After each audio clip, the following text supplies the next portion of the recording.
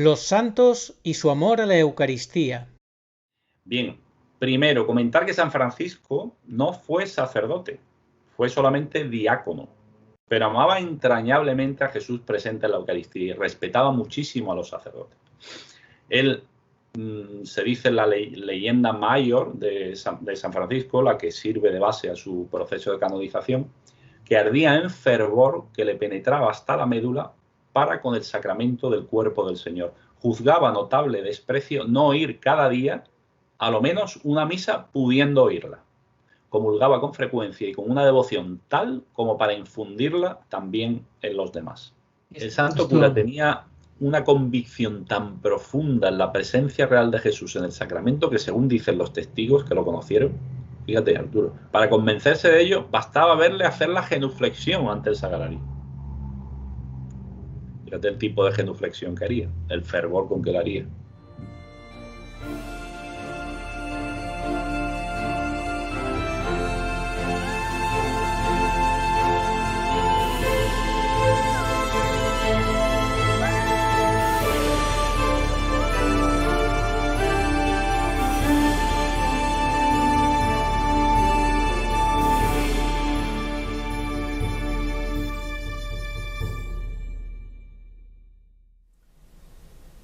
El pasado 2 de junio subíamos en este canal un audio de un suscriptor muy enfadado, muy dolorido por el desprecio a Jesús y Eucaristía. Por eso la catequesis que vamos a escuchar ahora con Pablo González, con las enseñanzas que él nos trae de los santos y su amor a la Eucaristía, nos van a animar y nos van a ayudar a ver cosas que antes no veíamos, a hacer examen de conciencia. Muy buenas, saludos cordiales en Cristo y María. Estamos con Pablo González para hablar de un tema fundamental y es el tema de la Eucaristía. Recientemente teníamos en nuestro canal un audio de un suscriptor donde hacía una crítica con toda la razón del mundo al desprecio que hay en la Iglesia, en los templos, tanto por parte de sacerdotes como por parte de fieles. Sin embargo, los santos son los que siempre nos enseñan cómo tenemos que hacer bien las cosas. Hoy, por tanto, la devoción de los santos a la Eucaristía. Pablo González, ¿cómo estás? Muy buenas tardes, Arturo. Muy bien. ¿Qué tal tú? Bien, ¿tú estás dispuesto a explicarnos cómo los santos nos enseñan a amar a Jesús y Eucaristía, verdad? Por supuesto, pero solo unos poquitos porque se podrían hacer 50 programas y se quedarían cortos, 50 programas de varias horas cada uno. Entonces he tenido que seleccionar forzosamente unos muy poquitos porque hay muchísimo al respecto. Prácticamente cada santo en cada proceso de canonización se ha enfatizado su devoción a la Eucaristía. Entonces, bueno, pues hemos cogido una selección muy pequeña que esperemos que guste y sobre todo que aumente la devoción a la Eucaristía. Y de eso se trata. Exacto. Se puede decir que es imposible ser santo sin amor a la Eucaristía. Imposible, desde el punto de vista católico, imposible. Bueno, pues vamos a empezar. ¿Y cómo empezarías tú? ¿Con qué reflexión? Pues mira, yo empezaría con la siguiente reflexión. Estamos cerca de la fiesta del cuerpo y de la sangre del Señor. Entonces, evidentemente vamos a hablar de la Eucaristía como centro y fundamento de toda vida cristiana. Y es que si evidentemente Jesús vivo y resucitado, presente en el Santísimo Sacramento, es la base y fundamento de toda la vida cristiana, hay que deducir que es importante, muy importante, conocer a fondo este tema. Entonces, podemos estudiar este tema tan importante, tan esencial, a partir de lo que dice Jesús en el Evangelio, que es absolutamente legítimo y es la base de todo, ¿no? A partir de lo que ha dicho la Iglesia, como madre y maestra de los católicos, a través de sus doctores, de los padres de la Iglesia, en fin. Y podemos estudiar también tantísimos milagros, antiguos y modernos, sobre la presencia real de Jesús en el sacramento. Todo eso lo podemos estudiar juntos, lo podemos estudiar por separado, en fin. Pero en este programa nos vamos a centrar sobre todo en lo que Dios nos dice por medio de la vida de los santos. Ese va a ser el enfoque que vamos a utilizar en este programa, ¿no? ¿Por qué? Bueno, por una razón muy sencilla. Ellos han sido los que han vivido el Evangelio en plenitud. Sus vidas han sido un Evangelio viviente y, por tanto, sus acciones y ejemplos son un camino a seguir por los cristianos de a pie. Porque los cristianos de a pie, desafortunadamente, nunca llegaremos a tener experiencias sobrenaturales de Jesús Eucaristía. Bueno, desafortunadamente o afortunadamente, porque es una gracia muy grande y tampoco probablemente lo merezcamos, ¿no? ¿Qué te parece esa frase, Pablo, cuando se dice es un sacerdote enamorado de la Eucaristía, como si fuera una cosa excepcional, digna de resaltar? No debería ser digno de resaltar en ningún sacerdote, porque todos deberían estar imbuidos de ese amor, amor sin límites a la Eucaristía, como los santos. Pues sí, por eso a mí me llama mucho la atención cuando dicen es que es un sacerdote, una cosa llamativa, en fin, lamentablemente así estamos. Sí. Pues ¿qué más? ¿Qué nos quieres? ¿Con bueno, qué santo empezarías? A partir de ese enfoque, Arturo, pues bueno, vamos a conocer la vida de algunos santos en su relación con la Eucaristía. Ello nos va a ayudar, creo, a vivir la fe en la Eucaristía con mayor profundidad y a centrarnos en lo más importante de nuestra fe, lo más importante, lo esencial. El objetivo será, como no podía ser de otra manera, en conocer y amar a Jesucristo, porque conocer y amar a Jesucristo es nuestra mayor ganancia en esta vida y en la eternidad. Y desde luego, quien dice Jesucristo, dice Jesús Eucaristía, porque Jesús Eucaristía es Jesús mismo, es su cuerpo, su sangre, su alma y su divinidad, como sabemos perfectamente. En este sentido, Santa Margarita María de Alacoque, a la que traigo a colación en ese recorrido, mini recorrido de la vida de los santos en su relación con la Eucaristía, ella dice que basta amar al santo de los santos para ser santos. Entonces, como he dicho antes, bueno, sería interminable recoger solo parte de lo que han dicho los santos sobre la Eucaristía, interminable. Por eso, insisto, nuestra perspectiva de ser muy limitada. Y a partir de esa, digamos, perspectiva limitada, porque hemos podido recoger o hemos recogido solo muy poquitos ejemplos de santos, hemos procurado iluminar, aunque a veces va a ser un poquito necesario repetirse, iluminar aspectos del misterio eucarístico hoy quizá poco tenido en cuenta en nuestro actual estado de cosas en la Iglesia. Pero que esos santos, sin embargo, han puesto muy de relieve. ¿Y para qué? Pues aquí, Arturo, traigo el hilo de Garabandal. Para que la Eucaristía tenga cada vez más importancia. Vamos a intentar poner a la Virgen contenta, que se quejó amargamente en el segundo mensaje formal de Garabandal, 18 de junio del 65. De hecho, lo tuvo que dar a través del Arcángel San Miguel, de que la Eucaristía, una frase tremenda, que se ha visto absolutamente verificada por el tiempo, como hemos tenido oportunidad de ver en otros programas, a la Eucaristía se le da cada vez menos importancia. Vamos a volver del revés esa frase del mensaje de la Virgen Garabandal, y esa va a ser la enseñanza de este programa, Arturo. Que los santos nos van a mostrar el camino con sus hechos y palabras para que la Eucaristía tenga cada vez más importancia, al menos en quienes nos oyen. Ese sería el objetivo cumplido si en nuestros espectadores efectivamente se aumentase, aunque sea un gramito, la devoción a la Santa Hostia. Que así sea, que el Señor nos conceda esa gracia. Tú fíjate que la Virgen, cuando dio ese mensaje, estábamos en los años 60, al principio de los 60 todavía era la misa tradicional, o sea que... Es que el mensaje de Garabandal realmente lo ha verificado el tiempo. En aquel momento, cuando ese mensaje se lee, había un sacerdote allí que decía, no, eso es imposible, eso de que la Eucaristía, ese es el tesoro de la Iglesia, tal. Bueno, claro, pero es que la Virgen estaba horadando el túnel del tiempo y sabía lo que iba a pasar. Y lo que ha pasado han sido cosas terribles. No me voy a extender porque lo he hecho en otros programas, pero sabemos todos de que, evidentemente, lo que es la falta de reverencia, y dejémoslo ahí, por dejarlo solo ahí. Oye, y tenemos el caso de Scott Hahn, que se convirtió pues del protestantismo a la fe católica y su experiencia en la Eucaristía es importantísima, ¿no? Es fundamental, de hecho es lo que le lleva al catolicismo a él. Los santos tenían clarísimo lo que nos dice este converso al catolicismo. Yo he leído algunos de sus libros, son estupendos. Él era un erudito bíblico y él dice literalmente, y abro comillas, que realmente estamos en el cielo cuando vamos a misa. Y esto es verdad en cada misa a la cual asistimos, con independencia de la calidad de la música o del fervor de la predicación. No se trata de aprender a mirar el lado bueno de las liturgias descuidadas. No. No se trata de desarrollar una actitud más caritativa hacia los que cantan sin oído. Se trata ni más ni menos de algo que es objetivamente verdad, algo tan real como el corazón que late dentro de ti. La misa, dice Scott Hahn, y me refiero a cada una de las misas, es el cielo en la tierra. Vamos al cielo cuando vamos a misa. No se trata meramente de un símbolo, de una metáfora, de una parábola, ni una figura retórica, es algo real.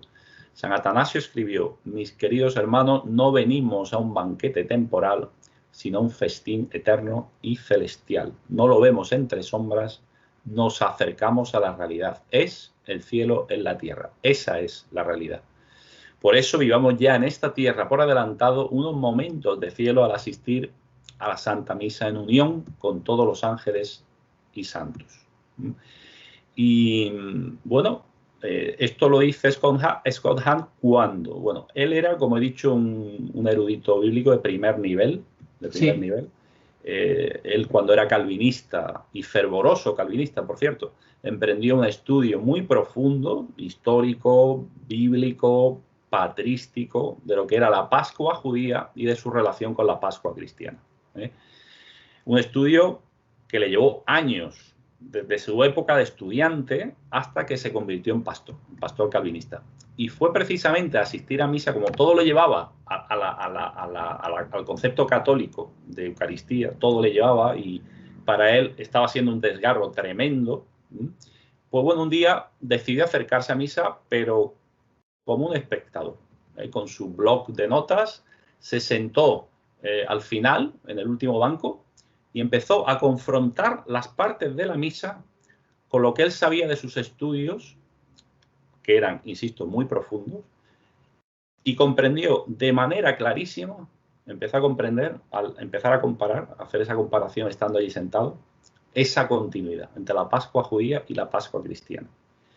Y él mismo dice que en la consagración se descubrió a sí mismo llorando al darse cuenta de que ahí estaba realmente Jesús. Al darse cuenta de que ahí estaba realmente Jesús. Y dice literalmente, ofreciéndome su propia carne como pan bajado del cielo. Después de aquello, era tal su hambre de Eucaristía que a su esposa, fíjate, que era hermana e hija de pastores calvinistas, presbiterianos, perdón, que era todavía calvinista, le había prometido esperar 5 años antes de incorporarse a la Iglesia Católica. Y le suplicó al poco tiempo que le liberara de la promesa, porque cada día que pasaba a él le parecían 5 años. ¿Qué te parece, Arturo? Tremendo. Me recuerda un poco el caso de aunque este hombre estaba ya estudiando muy profundamente, el caso de una chica casada con un judía, casada con un católico, y por acompañar a su marido a la misa, simplemente por acompañarle a la misa, pues el Señor le dio una gracia tremenda de descubrir que aquello era verdad. Y pasó de no solo acompañarle los domingos a misa, sino a empezar a ir ella sola a la misa a diario. Y el marido decía, se ha vuelto loca mi mujer, ¿qué le pasa? Necesitaba ir a misa todos los días, siendo judía. Sí, creo que he leído esa historia hace algunos años, sí, es verdad.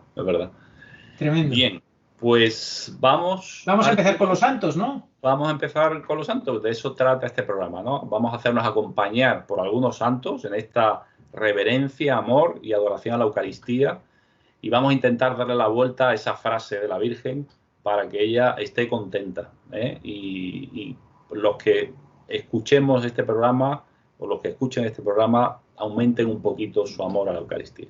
Bien, entonces vamos a empezar con San Francisco de Asís, nada menos.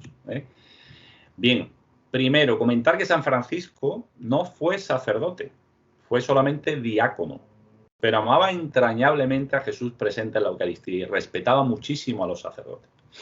Él se dice la leyenda mayor de San Francisco, la que sirve de base a su proceso de canonización, que ardía en fervor que le penetraba hasta la médula para con el sacramento del cuerpo del Señor. Juzgaba notable desprecio no ir cada día, a lo menos una misa, pudiendo oírla. Comulgaba con frecuencia y con una devoción tal como para infundirla también en los demás. Esto, desde luego, esta frase es como para ponerla en el marco de la casa. Juzgaba notable desprecio no oír cada día a lo menos una misa, pudiendo oírla. Pudiendo oírla. Porque es que hoy en día, pues mucha gente ha dejado de ir. Yo, sinceramente, antes iba todos los días y ahora no lo hago. Así que con esto ya... Bueno, algo te va a consolar una frase que traigo a colación de Santo Tomás de Aquino un poquito más adelante, en unos minutos, ¿vale? Bueno, pues seguimos entonces con San Francisco. Pues San Francisco nos ha puesto un poco nerviosos, ¿no? Sí. Bueno, pues dice Santo Tomás algo muy bonito también, ¿no? Y con toda la lógica del mundo, porque era tan lógico en todo. Bueno, otra cosa muy importante de San Francisco, y esto toca a lo que es la reverencia que debemos tener hacia todo lo que tiene que ver con el servicio y el culto divino. Fíjate que San Francisco de Asís, quería a veces enviar por el mundo hermanos que llevasen copones preciosos. Era el poverelo, el pobre de los pobres, el fundador de una orden mendicante. Pero a él no le importaba eso cuando se trataba del servicio y el culto divino. Copones preciosos para tocar el cuerpo del Señor, la sangre del Señor en este caso, con el fin de que allí donde vieran que estaba colocado con indecencia lo que es el precio de la redención, lo reservaran en el lugar más escogido. Una cosa no quita la otra. Tú podrás personalmente, pues bueno, ser una persona de absoluto desprendimiento como lo era él, pero de luego al Señor que no le escatimasen nada, y menos en relación a la Eucaristía, ¿vale? Luego otra cosa que era característica de San Francisco es que quería que se tuvieran en mucha veneración las manos del sacerdote, a las cuales se ha concedido el poder tan divino de realizarlo. Decía con frecuencia, de realizar evidentemente la consagración, decía con frecuencia, si me sucediera encontrarme al mismo tiempo con algún santo que viene del cielo y con un sacerdote pobrecillo, me adelantaría a presentar mis respetos al presbítero y correría a besarle las manos y le diría, oye, San Lorenzo, espera, porque las manos de este tocan al verbo de vida y poseen algo que está por encima del humano. Es decir, a San Lorenzo lo deja después que al sacerdote, ¿vale? Así es. Bien. Esto también, Arturo, nosotros somos muy garabandalistas, también lo dice Conchita en Garabandal. También lo dice, si vierais a un ángel y un sacerdote, saludad antes al sacerdote. Bien, San Francisco decía, debemos visitar con frecuencia las iglesias y venerar y reverenciar a los clérigos, no tanto por ellos mismos, en el caso de que sean pecadores, cuanto por su oficio y por la administración del Santísimo Cuerpo y Sangre de Cristo. Y aquí voy a hacer un pequeño paréntesis que es muy importante. Hay mucha gente de la iglesia hoy día que esto que acabo de decir acerca del respeto y la reverencia a los sacerdotes lo pueden considerar obsoleto. Y además lo primero que te dicen es, el sacerdote es un hombre como los demás. Suelen ser muy partidarios, o sea, te sacan el Concilio Vaticano, este tipo de personas, este tipo de perfil, te saca el Concilio Vaticano por adelante y por atrás. Eso es y me parece muy bien porque es un sagrado concilio ecuménico. Bien. Parecen no reparar en lo que dice el Concilio Vaticano II, en la Lumen Gentium, que dice de manera absolutamente clara, la ordenación sacerdotal distingue al ministro de los fieles esencialmente. Repito, la ordenación sacerdotal distingue al ministro de los fieles esencialmente. Y esto es un término filosófico, ¿eh? Total. Esencialmente. Cuando emplea la Iglesia la palabra esencial, ahí hay mucho peso detrás. Esto lo digo para... En fin. que se sepa, porque parece que se olvida o se utiliza del Concilio Vaticano lo que se quiere. No, aquí el Concilio Vaticano es muy claro al respecto. No es un hombre como los demás. No es un hombre como los demás. No solo porque lo diga San Francisco y la inmensa mayoría de los santos, sino porque lo dice también un Sagrado Concilio Ecuménico. El último. Bien, entonces, sigue diciendo San Francisco: os aconsejo firmemente que recibáis benignamente en santa conmemoración suya el cuerpo y la santísima sangre de nuestro Señor Jesucristo. Os suplico a todos vosotros, hermanos, que manifestéis públicamente toda la reverencia y todo el honor que os sea posible al santísimo cuerpo y sangre de nuestro Señor Jesucristo. Bien, parece que San Francisco le da mucha importancia a la Eucaristía. Sí. No creo que le gustara la comunión de pie y en la mano. No, y sin bandeja y de cualquier manera, ¿no? Sí. Añade, y ya terminamos: como Jesús se mostró a los santos apóstoles en carne verdadera, así también ahora se nos muestra a nosotros en el pan sagrado. Y como ellos, con su vista corporal, solo veían su carne, pero contemplándolo con los ojos espirituales creían que Él era Dios, así también nosotros, al ver el pan y el vino, veamos y creamos firmemente que es su santísimo cuerpo y sangre, vivos y verdaderos. Amén. Amén. ¿Qué crees tú que costaría más trabajo? ¿Ver a Jesús como lo veían los apóstoles y reconocer ahí a Dios, o ver la Eucaristía y reconocer ahí a Dios? Pues buena pregunta, Arturo. Muy buena pregunta. La verdad es que hay muchos santos, a mí, como tú sabes que me gusta mucho la vida de los santos, que muchos, que han visto en la Sagrada Forma, lo han visto que ahí estaba el Señor, y además, de hecho, es uno de los, saco un par de santos, creo que y hay muchísimos que lo dicen, ¿no? Que veían en ese momento, el momento de la consagración, veían al Señor, veían al Señor como un niño, muchos de ellos, en fin, lo veían en carne gloriosa, eso sí, en carne gloriosa siempre. No me acuerdo ahora de qué santo, pero lo vamos a ir viendo. Dicen que la frase es: en la encarnación se nos escondió su divinidad, y en la transustanciación, en la Eucaristía, se nos esconde su divinidad y su humanidad, las dos. Efectivamente. Por eso es el Mysterium Fidei, misterio de fe por excelencia, como la encíclica de Pablo VI, creo que recordar. Exacto, y lo que nos distingue de todas las religiones, absolutamente de todas. Efectivamente. Y nos distingue tanto, Arturo, que tú sabes mi tesis, te la he comentado. Perdón por el excurso. Por eso, dentro de la Iglesia, la parte masónica de la Iglesia, que a verla hayla, desgraciadamente, quiere cargarse a la Eucaristía, porque es el gran elemento diferenciador. O sea, tú quitas la Eucaristía y sí, es que la Eucaristía es lo esencial. Sin duda. Esencial, lo que distingue no solo de las otras iglesias cristianas, sino de cualquier religión.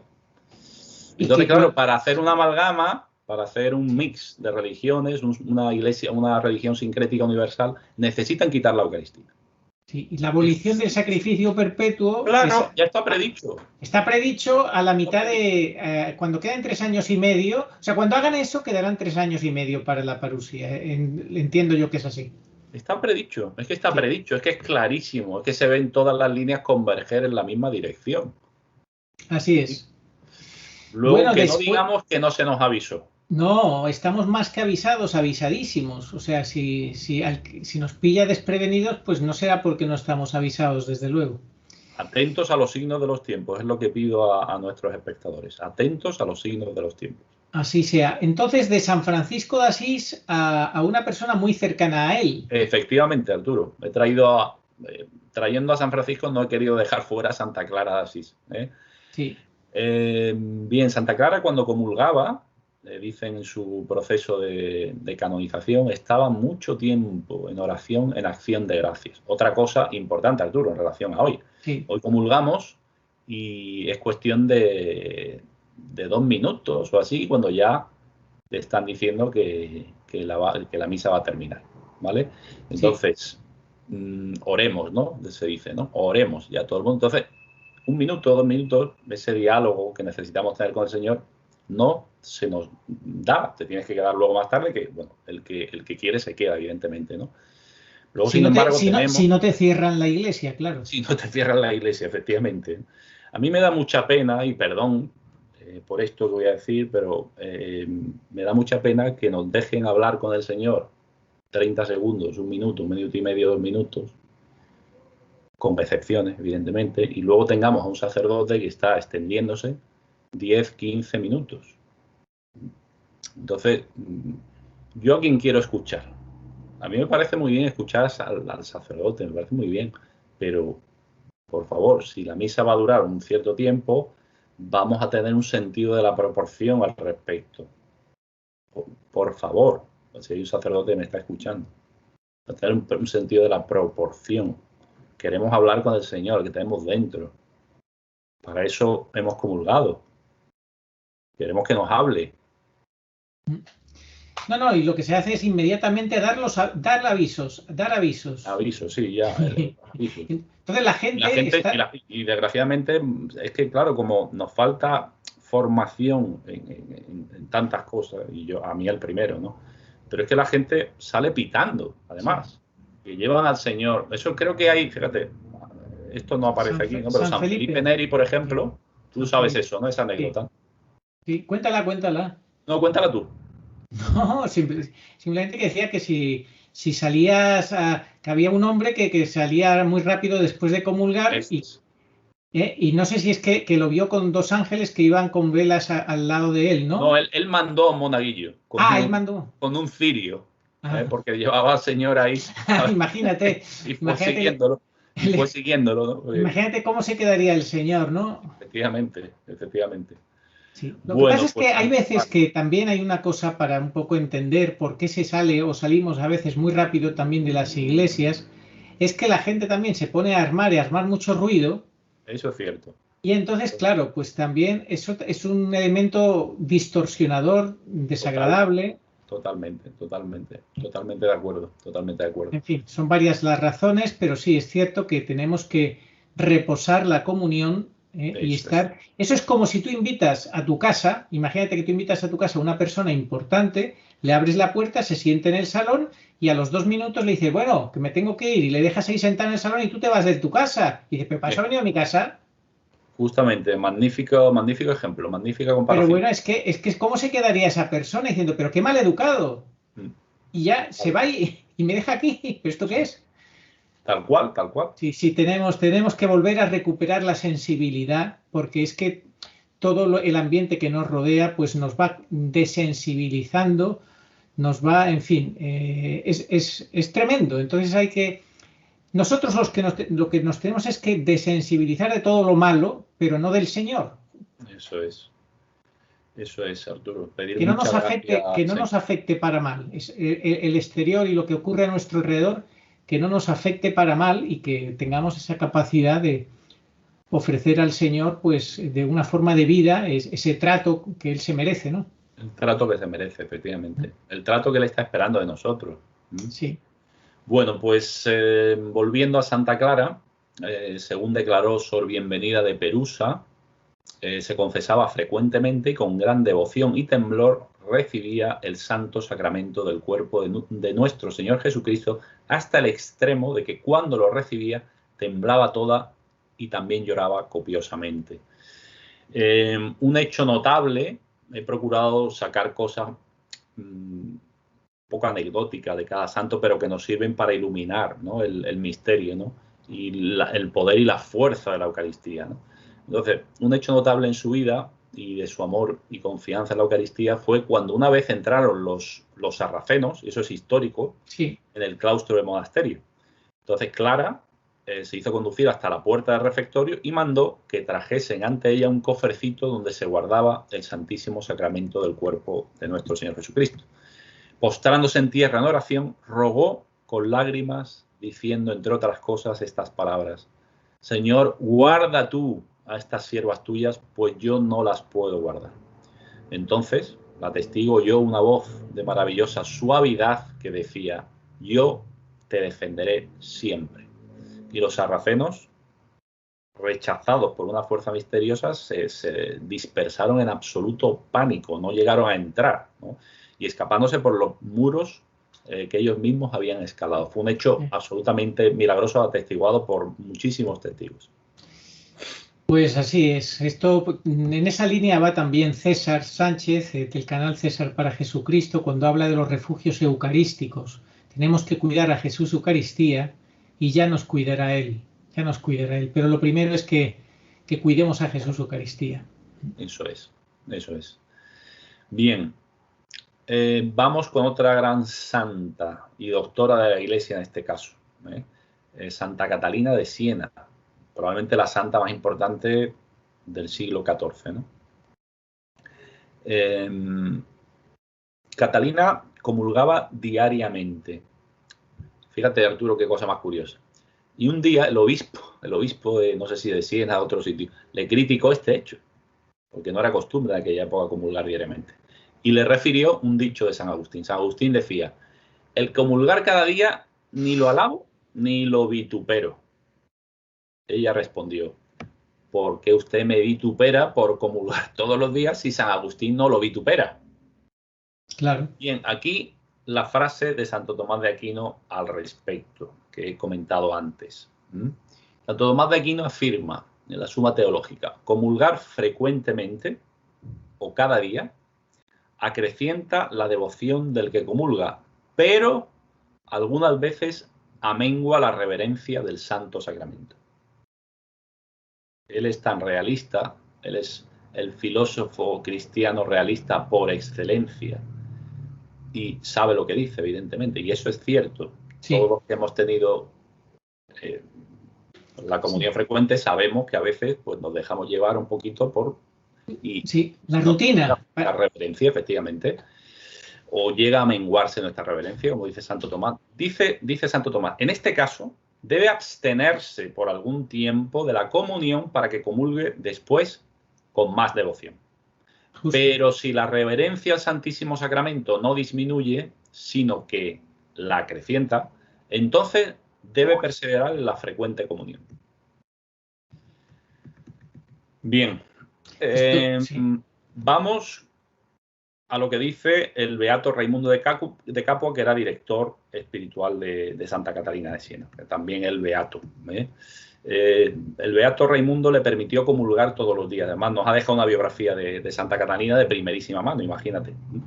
Ella le decía: padre, me muero de hambre. Por amor de Dios, os pido que me deis el manjar de la vida de mi alma.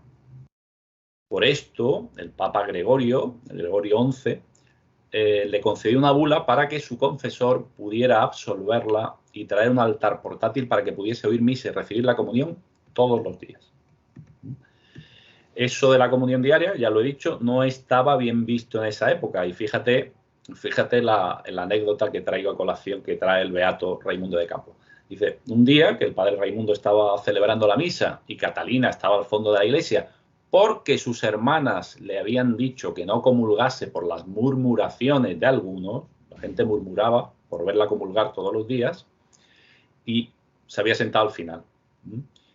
El padre Raimundo observó que una parte de la hostia había desaparecido del altar y se preocupó, buscando dónde podía estar. Después de la misa, al ver a Catalina, ella se sonrió y le manifestó: recibí la hostia de manos de Jesucristo nuestro Señor. Fíjate. El beato Raimundo decía que era tan grande su deseo de la Santa Comunión que algunas veces, si no comulgaba, padecía su cuerpo tan duras pasiones que casi llegaba a punto de morir. Y cuando comulgaba eran tantas las gracias y celestiales consolaciones que recibía, que redundaba en su cuerpo, se reflejaba en su cuerpo y le mudaba la naturaleza de su estómago, que no tenía necesidad de ningún tipo de manjar corporal. Y si comía algo, recibía un gran tormento corporal. Y si alguna vez porfiaba y se hacía fuerza en comer alguna cosa, padecía un gravísimo dolor y ninguna digestión podía hacer. Un día Catalina fue a misa, a su parroquia de Santo Domingo, en Siena, y se acercó el momento de la comunión, pero el sacerdote hizo como que no lo había visto y pasó de largo. Otra vez un sacerdote que no le quería dar la comunión todos los días. Otros dos sacerdotes celebraron la misa después, pero tampoco le dieron la comunión, pues el prior del convento, Bartolomé Montucci, había prohibido que ese día le dieran de comulgar. Catalina se quedó tranquila en su lugar y de pronto vio una claridad celestial y vio a Dios Padre y a su divino Hijo sentados uno junto al otro en un trono de gloria y al Espíritu Santo sobre ellos en forma de paloma. Después apareció una mano de fuego sosteniendo una hostia de deslumbradora blancura y una voz dijo: tomad y comed, esto es mi cuerpo. Catalina sintió la hostia consagrada pasar como un carbón ardiente por sus labios y penetrar en ella como una chispa de fuego. Amén. Amén. Amén. Y sobre los sacerdotes, ¿qué dice Catalina? ¿Qué le dice el Señor a Santa Catalina? Una de las obras místicas más importantes de todos los tiempos. El diálogo de Santa Catalina, que yo aconsejo a todos, pues una auténtica maravilla. Si los sacerdotes, le dice el Señor a Santa Catalina, consideraran su dignidad, no yacerían en las tinieblas del pecado mortal ni ensuciarían la cara de su alma. No solo no me ofenderían a mí y a su propia dignidad, sino que aunque dieran su cuerpo a las llamas, no les parecería poder corresponder a tanta gracia y a tanto beneficio como han recibido, ya que no se puede llegar a mayor dignidad en esta vida. Para los que dicen que el sacerdote es como cualquiera, es uno más, un hombre más. Son, dice el Señor, mis ungidos, y los llamo mis Cristos, porque los he puesto para que me administraran a vosotros. Como flores perfumadas los he colocado en el cuerpo místico de la Santa Iglesia. El ángel no tiene esta dignidad. Sin embargo, la he dado a los hombres que yo he elegido por ministros míos y los he puesto para que fueran como ángeles. Eso sí. Deben ser ángeles terrestres en esta vida, porque realmente como ángeles deben ser. Amén. Amén. Amén, amén, amén. Pues casi nada, yo creo casi nada lo que tenemos aquí por parte de Santa Catalina de Siena, en relación al sacerdocio, a la Eucaristía, etcétera. Bueno, pues vamos ahora, Arturo, con una santa muy nuestra, que tiene, tiene auténticas maravillas en relación a la Eucaristía, auténticas maravillas. Yo tengo algún opúsculo con muchas páginas referente a su devoción a la Eucaristía. Aquí vamos a entresacar 4 cositas. Sí, te quería comentar, antes has nombrado a Santo Tomás de Aquino, que al menos has sacado una frase de él, que él decía que todo lo que había escrito no era nada en comparación a lo que él había aprendido contemplando a Jesús Eucaristía.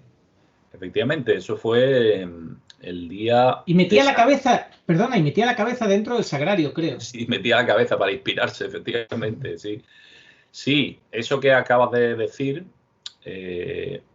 fue un milagro que sucedió además con repercusión importante en la obra de Santo Tomás de Aquino, porque desde ese día, el día que celebrando la misa, él vio al Señor de manera clarísima, hubo testigos incluso, hubo una voz que le dijo, Tomás, en el momento de la consagración, has escrito muy bien de mí, ¿qué quieres de premio? Y él dijo, a vos mismo, Señor. Desde ese instante él volvió a la celda, estaba ya su secretario preparado o tenía varios, porque él dictaba a 3 o 4 amanuenses a la vez, y él dijo, se acabó, no voy a escribir, no voy a impartir ninguna otra lección, ni voy a terminar esta obra, porque después de lo que he visto, todo lo que he escrito me parece paja.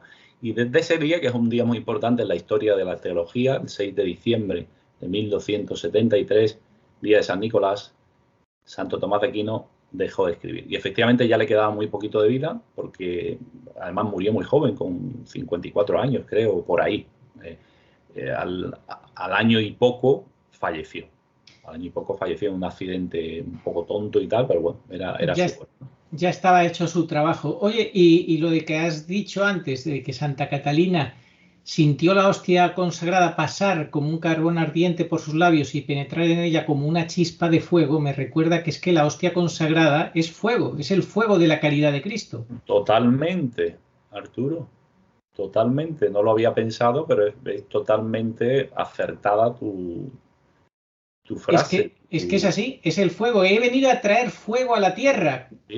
Ese es el fuego. Ese es el fuego. Es el fuego. Por eso no, hasta cierto punto no hay que extrañarse cuando sabemos eso, efectivamente. Eso y el Espíritu Santo, obviamente, las dos cosas, porque como lenguas de fuego cayeron sobre los apóstoles, las dos cosas, tanto el Espíritu Santo como Jesús Eucaristía, es el fuego que ha venido a traer el Señor a la tierra. De hecho, la Eucaristía es fruto de la imposición de manos en las que se pide la efusión del Espíritu Santo, ¿no? Que es el fuego que baja y prende ese pan y lo convierte en el fuego de Cristo. Así es. Y por eso cuando dice el Señor, nadie enciende una luz para ponerla debajo del celemín, sino que vuestra luz alumbre, eso para mí en mi lectura se refiere a Jesús Eucaristía, cuando el sacerdote hace prender la luz, hace prender a Jesús Eucaristía, que es la luz del mundo, y en el momento que está ya consagrado, ha prendido esa luz, y lo que no hay que hacer es taparla, esconderlo en el sagrario, hay que ponerlo a la pública adoración. Totalmente, estoy muy, muy de acuerdo con esa puntualización, Arturo.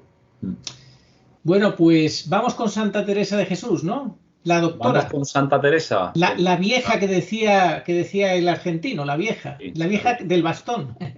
Sí, esto pertenece a la vieja, sí, en fin. Vamos con la vieja del bastón, Santa Teresa de Jesús, doctora, nuestra querida doctora. Nuestra querida doctora de la Iglesia.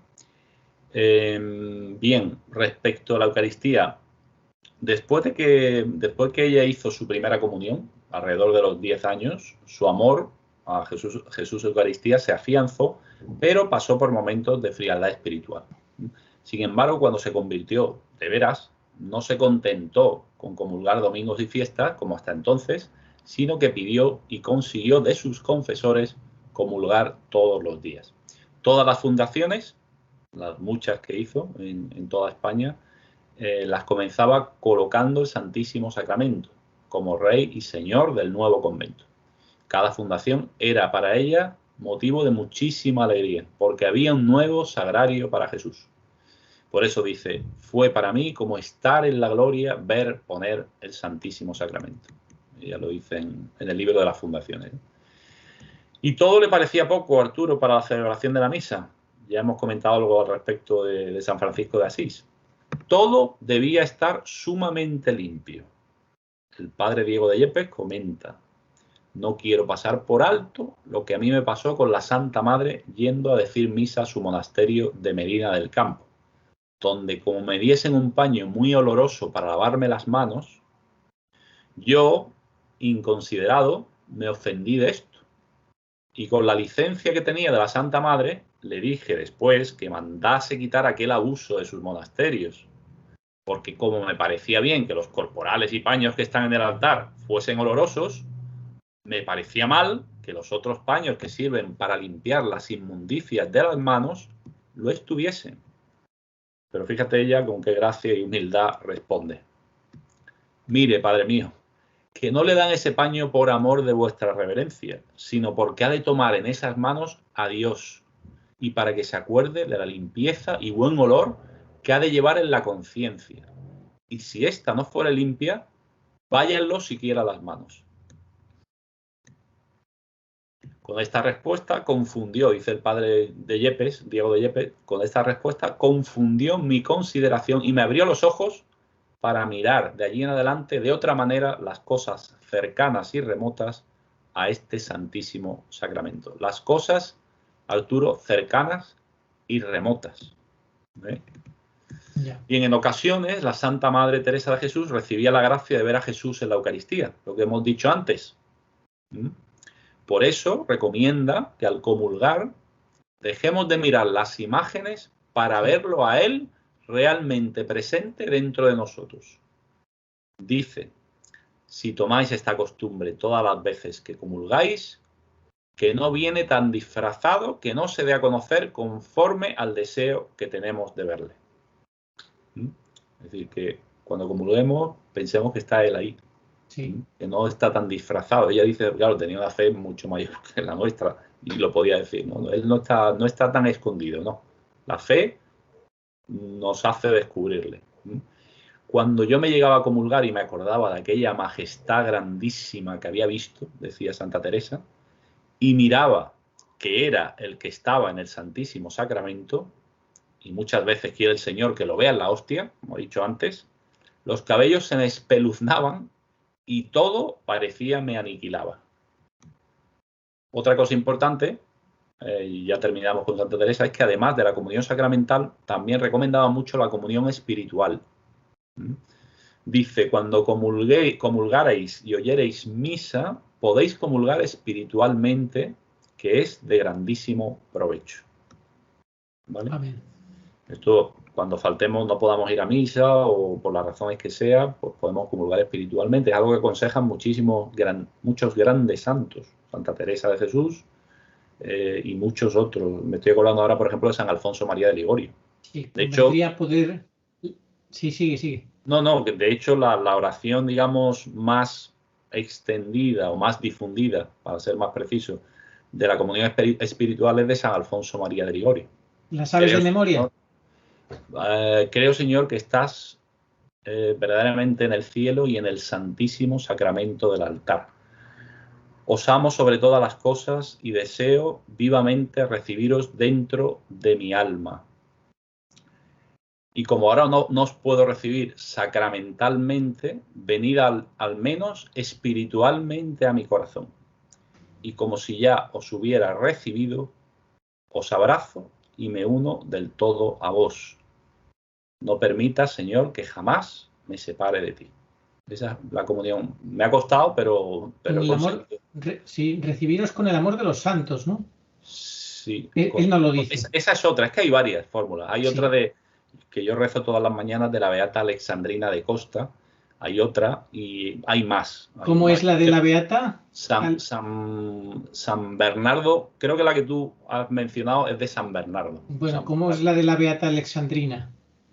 Pues fíjate que la rezo todas las mañanas tranquilamente. Y sin embargo de San Alfonso, que no la rezo ni muchísimo menos siempre, pues bueno, pues son cosas del directo, Arturo. Exacto, eso es lo que quería el Señor, que quedara constancia de la del doctor San Alfonso María de Ligorio. Bueno, pues muy interesante Santa Teresa como siempre. Sí, vamos ahora con otro gran santo. Fray Escoba. En Fray Escoba, en nuestra América, en nuestra América hispana, ¿no? Y yo creo que es un santo muy popular, no solo allí, sino en todo el orbe católico, ¿no? Es San Martín de Porres. Siglo XVI-XVII, a caballo de entre los dos siglos. Jesús Eucaristía, para San Martín, fue el amor de su vida y el centro de su corazón. Se confesaba a menudo y recibía el Santísimo Sacramento. El día que lo recibía, no aparecía en el convento y se metía dentro como una cátedra, que está en la sala del capítulo, nos dicen, para poder estar oculto y rezar con más devoción y recogimiento. Dice un sargento, el sargento Francisco de la Torre, que era tan devoto del Santísimo Sacramento que se acuerda este testigo, es decir, el Francisco de la Torre, que en una ocasión, andando buscándole por todo el convento algunos religiosos, habían tocado a la puerta de su celda. La abrió este testigo y dijo que no estaba dentro. Y fue en busca suya y lo halló que estaba en el tejado de la iglesia, en un escondido rincón que había allí muy solitario, haciendo oración, hincado de rodillas y puestas las manos con grandísima devoción, mirando hacia donde estaba colocado el Santísimo Sacramento. Estaba suspendido en el aire, estaba levitando, más de 2 tercios en alto de la tierra, y tan transportado y fuera de sí, que aunque este testigo lo llamó 3 veces, no le respondió cosa alguna, y parecía inmóvil, con lo que por no interrumpirle lo dejéis y me fui. Luego Fray Francisco de Santa Fe lo vi una vez al salir de la comunión con el rostro, dice, como si fuera un ángel, al entender y juicio de este testigo. Pues para qué más, ¿no? Ya con eso pues fíjate queda retratado San Martín de Porres. Efectivamente. Bueno, pues vamos ahora con Santa Margarita María de Alacoque. Siglo XVII. En la Eucaristía, a Santa Margarita, Jesús se le manifestaba con su corazón, ardiendo en llamas de amor. Claro, ella es la santa de la devoción al Sagrado Corazón de Jesús. Y era tan grande su deseo de unirse a él, de unirse en la comunión, que para ella era un verdadero tormento no poder recibirlo todos los días. Nos dice, la víspera de la comunión me sentía tan abismada, en tan profundo silencio, que no podía hablar sin hacerme gran violencia, preocupada en la grandeza del acto que iba a ejecutar. Y cuando ya lo había realizado, no hubiera querido beber, ni comer, ni ver, ni hablar. Tan grandes eran la consolación y la paz que sentía. Dice que yendo una vez a comulgar, dice ella, me pareció la sagrada hostia como un sol cuyo brillo no podía soportar, y vi a nuestro Señor en medio de ella con una corona de espinas, la cual puso sobre mi cabeza poco después de haberle recibido, diciéndome, recibe, hija mía, esta corona en prenda de la que muy pronto te será dada para tu conformidad conmigo. Para Margarita, para Santa Margarita María, era poco la misa cotidiana. Hubiera querido asistir a todas las misas que se celebraban en el mundo entero. Por ello se unía en espíritu a todas las misas del día y les decía a sus novicias, ofrezcan a Dios todas las misas que se celebran en la iglesia. Esto lo he traído también a altura colación porque es algo, es una enseñanza, ¿no? Ofrecerle todas las misas, ¿no? Rueguen a sus santos ángeles que las oigan y las ofrezcan en su lugar para reparar tantas ofensas que nuestro Señor recibe de los pecadores en el mundo entero. Tengo tan gran deseo de la Santa Comunión que aun cuando tuviera que pasar por un campo lleno de llamas con los pies desnudos, me parece que nada me costaría este trabajo comparado con la privación de aquel bien. Nada es capaz de darme gozo tan grande como este pan de amor. Pues más claro. Bien, vamos ahora con una beata poco conocida, española de la región valenciana, muy poco la beata conocida del siglo XVII, la beata Inés de Benigànim. Bien, pues su confesor, el padre Jaime Albert, certificó en el proceso que la madre Inés se quedaba en el coro gran parte de la noche en oración, disfrutando de la compañía de Jesús sacramentado. Durante el día, todos los momentos en que estaba libre de sus obligaciones, se iba a la capilla a hacer visitas a Jesús y a acompañarlo en unión con los ángeles de los sagrarios. Su frase favorita, que repetía frecuentemente y en especial al comenzar o terminar cualquier conversación, era «Alabado sea el Santísimo Sacramento». Todos los días recibía a Jesús sacramentado. Ese era el blanco de todos sus afectos. Los más elevados éxtasis le sucedían después de la comunión, porque la grandeza de los favores que el Señor le daba la hacía salir de sí. A veces corría el velo de las especies sacramentales y le mostraba su hermosura y la deshacía como cera en ternuras. Sucedía a veces que en la iglesia, esto es un milagro, evidentemente, sucedía a veces que en la iglesia se decían otras misas no conventuales, a las cuales ella hubiera deseado asistir con sus hermanas, las hermanas de la congregación, pero no podía hacerlo porque la obediencia le obligaba al cumplimiento de otros menesteres, ¿no? Sor María de San Roque manifestó: la Divina Majestad premió esta ardiente devoción que la Venerable Madre experimentaba hacia el Santísimo Sacramento y también la eficacia con que exhortaba a practicar lo mismo, con grandes favores y señaladísimos portentos. Sucedía que muchas veces, estando la Madre Inés empleada en alguna de las obediencias de la comunidad, se oía el sonido de la campanilla que tocaba en la iglesia del convento al tiempo de la consagración, por lo que arrodillándose y postrándose la Venerable Madre adoraba al Señor con tan profunda veneración que le concedía su Divina Majestad que todas las paredes intermedias hasta la iglesia se hicieran transparentes, para que de esta manera pudiera ver al Santísimo Sacramento al tiempo de ser elevado por el sacerdote. Este portento se verificó en la vigilia del apóstol San Pedro del año 1671. En el citado día, estando la Venerable Madre en compañía de la hermana María de San Francisco amasando el pan para la comunión, oyeron la campanilla de la iglesia en el tiempo de la consagración. Se arrodillaron ambas para adorar al Santísimo y se hicieron transparentes todas las paredes intermedias, de tal manera que la Madre vio y adoró el Santísimo Sacramento. Bueno, Pues con todos estos ejemplos como para no reavivar nuestra fe y nuestra devoción, ¿verdad? Hombre, de eso se trata. Yo los traigo a colación y podría traer, ya te digo, aquí habría para hacer 50 programas de 5 horas cada uno, ¿eh? Pues sí, Pero bueno, son bastantes, son traigo, lo suficientes, desde luego. creo que son lo suficiente, sí. La Sí. beata Ana Catalina Emmerich va a ser la siguiente que nos va a enseñar y nos va a enseñar muchas cosas y muy importantes, A ¿eh? ver,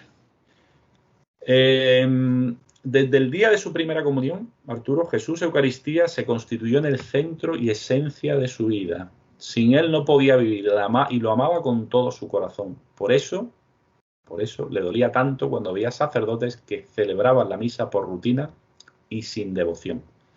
Sobre ello nos dice: veo a todas horas del día y de la noche las misas que se dicen en todo el mundo y en comunidades muy remotas, donde todavía se celebra como en tiempo de los apóstoles. Sobre el altar se me ofrece en visión una asistencia celestial con que los ángeles suplen las negligencias de los sacerdotes. Pero por las faltas de devoción de los fieles ofrezco yo también mi corazón y pido a Dios misericordia. Veo muchos sacerdotes que desempeñan su ministerio de un modo deplorable. Guardan las formas, pero muchas veces no se cuidan del espíritu. Siempre tienen presente que los está viendo el pueblo y con esto no piensan en que los ve Dios. En la festividad de San Isidro Labrador, me fueron enseñadas muchas cosas acerca del valor de la misa que se dice y que se oye. Atención. Y supe que es una gran dicha que se digan tantas misas, aunque las digan sacerdotes ignorantes e indignos, pues mediante ellas se libran los hombres de peligros, castigos y azotes de todo género. Conviene que muchos sacerdotes no sepan lo que hacen, que si lo supieran, no podrían celebrar de pavor el santísimo sacrificio. Vi cuán admirables bendiciones nos vienen de oír misa y que con ellas son impulsadas todas las buenas obras y promovidos todos los bienes, y que muchas veces el oírla a una sola persona de una casa basta para que las bendiciones del cielo desciendan aquel día sobre toda una familia. Vi que son mucho mayores las bendiciones que se obtienen oyéndola que encargándola que se diga y se oiga. así es. También importante aquí decir lo de encargar misas para vivos, no solamente para difuntos. Se pueden encargar misas para personas vivas o para uno mismo. Por las intenciones, efectivamente. Por las propias intenciones, por supuesto. Es algo Sí, hay... particular Sí, y yo he encargado alguna visa por alguna persona viva también. Sí. sí. Hay de hecho una... Bebe si quieres. Hay de hecho una... y un instituto religioso que se dedica, que se llama lo de las misas perpetuas y celebran misas, tú te inscribes, pagas das un donativo que es ridículo, 15 euros para que te celebren misas, 9 misas diarias, incluso después de muerto. Después de muertos no sé si se reducen a 3 o algo así, no recuerdo, pero imagínate, 9 misas a tu nombre todos los días. Un lujazo, Arturo. Sí. Un lujazo. Bueno, vamos con San Juan María Vianney, ¿no? San Juan María Vianney, nada menos, patrón universal del clero. Decía, San Juan María Vianney tiene una frase muy, muy repetida que yo he leído en muchos opúsculos sobre la misa, ¿no? Él decía: todas las obras buenas del mundo reunidas, todas, no equivalen a una misa, porque esas obras son obras de hombres, valga la redundancia, y la misa es obra de Dios. Tal cual. Decía él: qué felices son las almas puras que tienen la dicha de unirse a nuestro Señor en la Santa Comunión. En el cielo Dios se verá en ellas y nosotros veremos brillar el cuerpo del Señor a través de los cuerpos de quienes lo han recibido dignamente sobre la tierra. Amén. Dice el santo cura: no hay nada más grande que la comunión. Pongan todas las obras buenas del mundo contra una comunión bien hecha. Será como un grano de polvo delante de una montaña. Pidan algo cuando tengan al Señor en su corazón. De ahí la importancia de que nos dejen hablar un poquito con Él, lo que hemos dicho antes. Dios no podrá negarles nada si le ofrecen a su Hijo y los méritos de su pasión. Si se comprendiera el precio de una comunión, se evitarían las menores faltas para tener la dicha de comulgar frecuentemente. Se conservaría el alma pura a los ojos de Dios. Amén. Fíjate lo que dice: lo que nos asombrará por toda la eternidad en el cielo es que, siendo nosotros tan pequeños y miserables, hayamos recibido a un Dios tan grande en la comunión. Una comunión bien hecha da más gloria a Dios que si dieran 100.000 francos a los pobres. Amén. Amén. El santo cura tenía una convicción tan profunda en la presencia real de Jesús en el sacramento que, según dicen los testigos que lo conocieron, fíjate, Arturo, para convencerse de ello bastaba verle hacer la genuflexión ante el sagrario. Fíjate el tipo de genuflexión que haría, el fervor con que la haría. Respecto a las visitas al Santísimo Sacramento, en este sentido he querido extractar del santo cura de Ars, que tiene muchísimas cosas en sus sermones sobre la Eucaristía, pues algo referente a las visitas, de lo que no hemos hablado mucho, ¿no? Entonces el santo cura decía: cuán agradable es que lo visitemos, un cuarto de hora que dejemos nuestras ocupaciones, a veces inútiles, para venir a rezar, a visitarlo, a consolarlo de tantas ofensas que recibe. Qué agradable le resulta al Señor.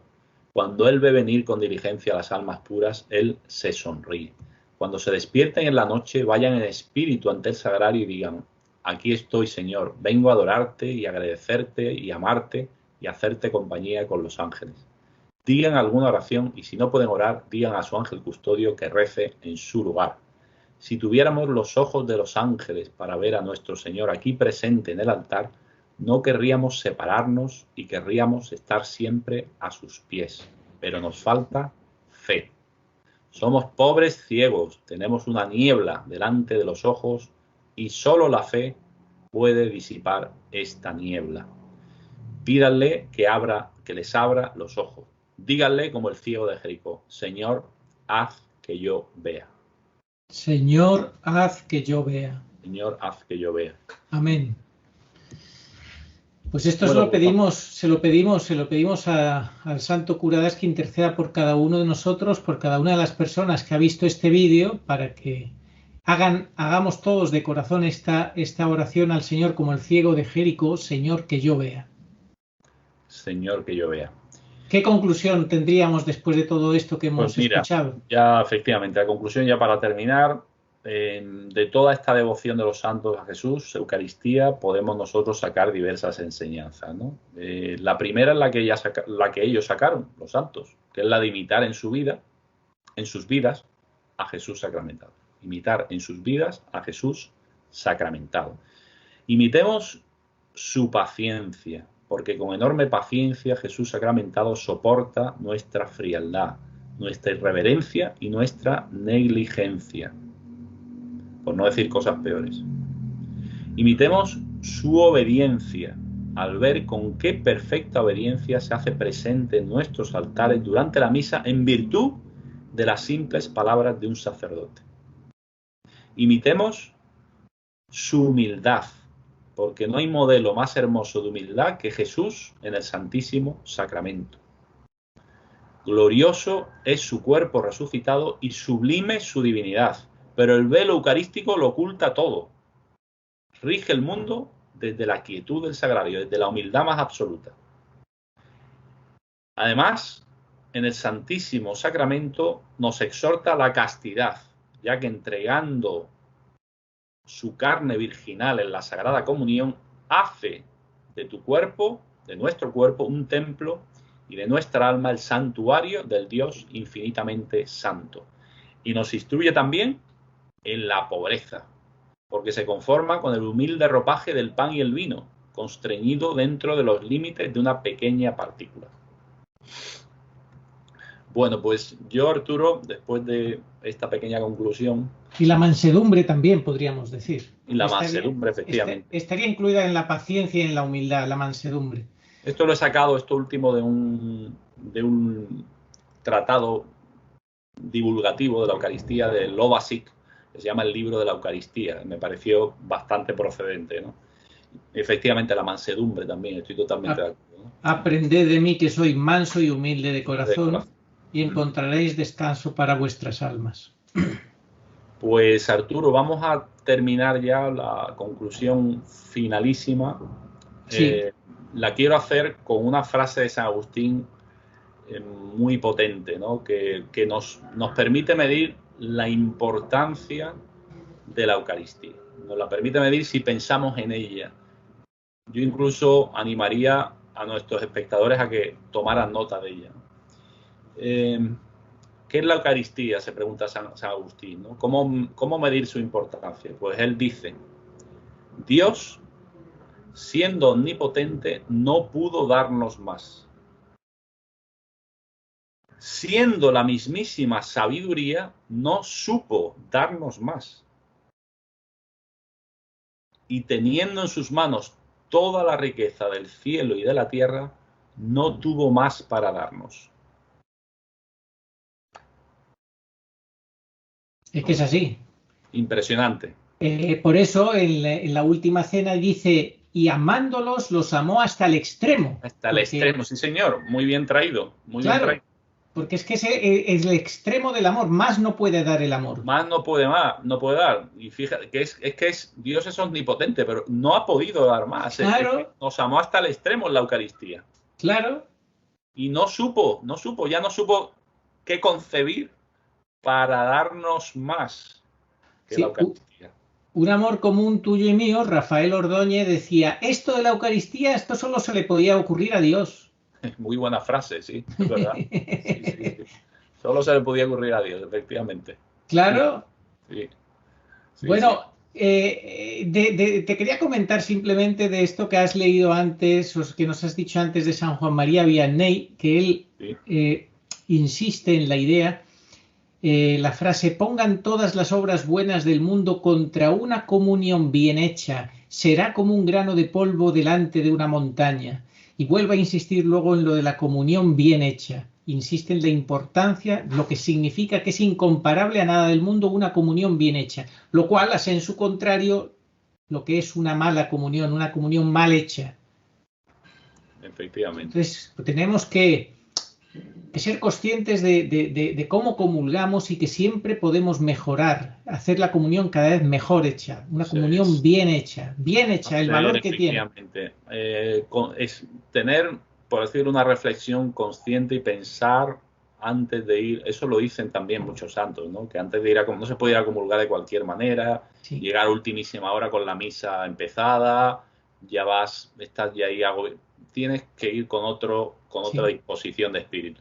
Tienes que ir con otra disposición de espíritu y sabiendo. Fíjate lo que le dice en Garabandal, creo que es el ángel San Miguel, el arcángel San Miguel a Conchita, ¿no? Le dice algo así, que se prepara a recibir la comunión y piense en quién va a recibir. Que piensa en quién vas a recibir. La reza, le dice, reza el yo confieso antes de ir a comulgar y piensa en quién vas a recibir. Y te vuelvo a poner el mismo ejemplo que antes, que te he puesto. Imagínate que va a venir una altísima dignidad humana, simplemente humana, a tu casa de visita.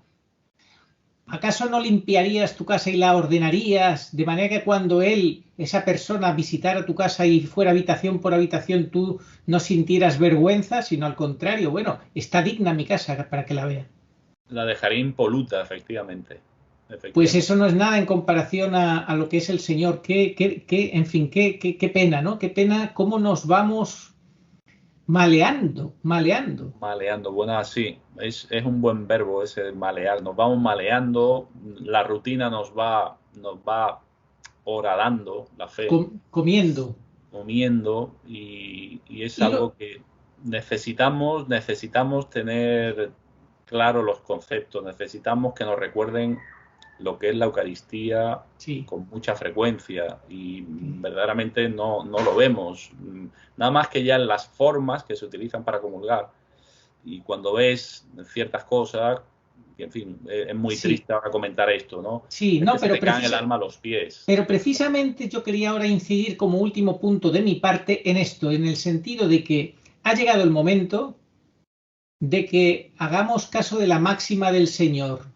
No mires la mota en el ojo ajeno, sino la viga en el tuyo. Totalmente de acuerdo, Arturo. Creo que en este momento, llegado la situación en la que estamos, basta ya de quejarnos de que hay que ver esto, Sí. lo otro, el cura esto y lo de más allá, los fieles que mal comulgan, todos en la mano, van sin devoción, van de... Deja de mirar la mota en el ojo ajeno, céntrate en tu viga y hazlo tú debidamente, con humildad y con todo lo que los santos aquí nos han dicho, porque yo no creo, no sé, igual me equivoco, pero no creo que nadie de los que escuchen este vídeo estén a la altura de estos santos. No lo sé, a lo mejor sí. O sea, puede que sí, pero difícilmente, difícilmente. Ojalá, ojalá. Ojalá, ojalá. Pero si alguno de los que nos están escuchando estuvieran a la altura de estos santos, seguro que no les cae mal lo que estoy diciendo. Al contrario, porque son santos. Efectivamente, sí, señor. Entonces, ¿a dónde voy? Que nos centremos de una vez por todas en cuál es la viga de mi ojo, en qué yo puedo y debo mejorar para imitar un poquito a estos hermanos que nos han dado ejemplo. No puedo estar más de acuerdo, Arturo. Poner el foco en nosotros. Sí, en cada uno. Porque seguro, y yo en concreto, mea máxima culpa, de muchos aspectos, si yo examino lo que es mi actitud, mi disposición interna, cómo voy a misa, cuándo voy a misa, procuro hacerlo las más de las veces, si no todos los días, pues bastantes días a la semana, lo intento al menos, y en fin, yo haciendo esto un poquito así, digamos, examinando en mi interior, pues cómo voy a comulgar y mis disposiciones internas, veo que tengo mucho, mucho que mejorar, sobre todo cuando me confronto con lo que han dicho estos grandes santos. Y luego hay un punto que me ha llamado mucho la atención de lo que has dicho, no recuerdo ahora quién era, que tomaba como medicina para reactivarse, hacer las cosas bien, estar unos días sin comulgar. ¿Quién era? ¿Verdad que lo hemos comentado? Bueno, era Santo Tomás de Aquino, que Santo Tomás de Aquino a propósito de la comunión frecuente, que decía que cuando esa frecuencia va en detrimento de la reverencia, debemos de estar unos días sin comulgar. Eso es. Eso decía Santo Tomás. Y que si al revés, si la frecuencia de la comunión aumenta nuestra reverencia, que sigamos. Eso es. Pero, eso es, claro. Pues estos son datos, consejos, etcétera, que hemos escuchado de los santos y que nos ayuden a cada uno de nosotros, cada uno según su circunstancia, su momento y lo que necesite sanar y mejorar, pero sobre todo poner el foco cada uno en sí mismo y dejemos ya de buscar excusas en los demás. Hay que ver esto, tal. Sí. Como coartadas, mucha gente para no ir a misa. Es que como está tan mal, entonces yo no voy. Eso no puede ser. Eso es un horror. Eso es algo lamentable, ¿no? Porque yo creo que, por ejemplo, llegado el caso, pues te puedes quedar incluso en la puerta del templo, pero asiste, aunque sea en la puerta, si no quieres entrar porque lo que hay dentro es un auténtico show macabro, sí. Un show macabro, pero al menos haces el gesto de humildad, que el Señor lo ve y el Señor te comprende, pero le estás diciendo, Señor, cuenta conmigo, yo estoy aquí. Así es, Arturo. Yo actuaría así. Que de verdad, así se debería actuar. Y estoy muy de acuerdo con lo que estás diciendo. Y además te harías un testimonio público. Dice, ¿y ese señor por qué se queda de rodillas en la puerta sin entrar en el templo? Será testimonio, lo que se dice a propósito del cura de Ars, de la genuflexión que hacía ante el sagrario. Sí. Con eso ya bastaba para darse cuenta de quién era Jesús de Eucaristía para el cura de Ars. O sea, que podemos contribuir con nuestros gestos. Sí. Yo creo que te lo he comentado alguna vez. Y si no te lo he comentado, te lo comento ahora.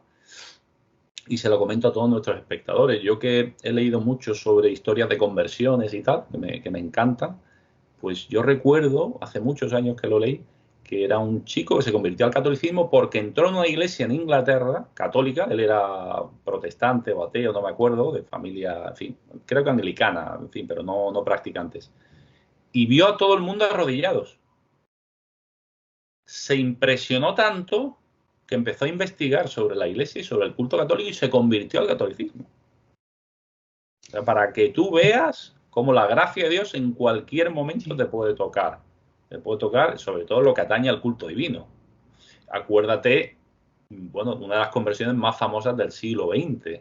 Fue un hecho milagroso, a partir de un hecho milagroso. André Frossard, Dios existe, yo me lo encontré.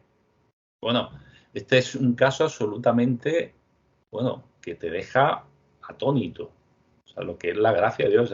Este señor era judío, que nació en el único pueblo de Francia donde no había iglesia sino sinagoga, familia judía pero atea, su padre, primer secretario general o segundo, no lo sé, antes de la Segunda Guerra Mundial, del Partido Comunista de Francia, te estoy hablando de memoria. Él se convirtió en un grandísimo escritor luego, ¿no? Miembro de la Academia de la Lengua Francesa. Y este hombre, siendo jovencito, no tenía el menor interés, pero el menor, como cuenta en su libro Dios existe, yo me lo encontré, que le recomiendo a todos, el menor interés en la religión. Es decir, lo consideraba algo absolutamente obsoleto, de lo que no quería ni oír hablar, ni... Y él un día, acompañando a un amigo a París, entró este amigo en una iglesia para hacer una gestión, y él, que estaba aburrido en el coche, entró detrás.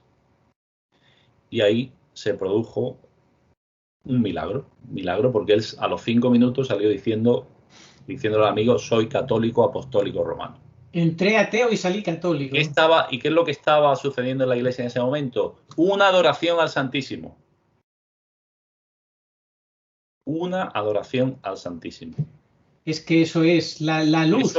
Pero es que se produjo un milagro, es cierto. O sea, él cuando describe lo que vio, lo describe unas monjas rezando tal, y había un disco blanco que yo no sabía lo que era. Y en ese momento llega un momento en que se produce y entra en marcha una serie de acontecimientos que dice él cambiarían toda mi vida. Y en cuestión de minutos ese hombre era católico apostólico romano. Y, por cierto, se convirtió en un gran amigo de Juan Pablo II. André Frossard. Maravilloso, pues Dios la recomendación. Existe, yo me lo encontré. Pues ahí queda tu recomendación para todo aquel que tenga ganas de seguir creciendo y aprendiendo y llenándose de testimonios y de la obra de Dios en la vida de los hombres.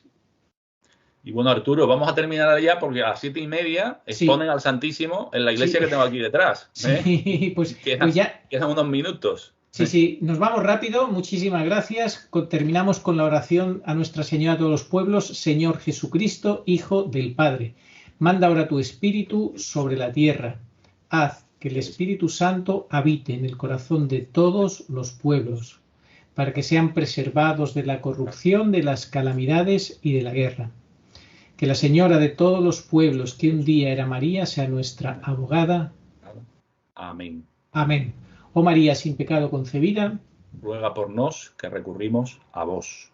Bueno, muchísimas gracias por tu excelente trabajo. A ti, Arturo, por tu paciencia y tus puntualizaciones tan acertadas, creo yo. Nada, bendito sea Dios. Hasta la próxima y ojalá el Señor nos conceda la gracia personal a cada uno de nosotros de mejorar lo que tenemos que mejorar. Que así sea. Así sea, Arturo, así sea. Gracias.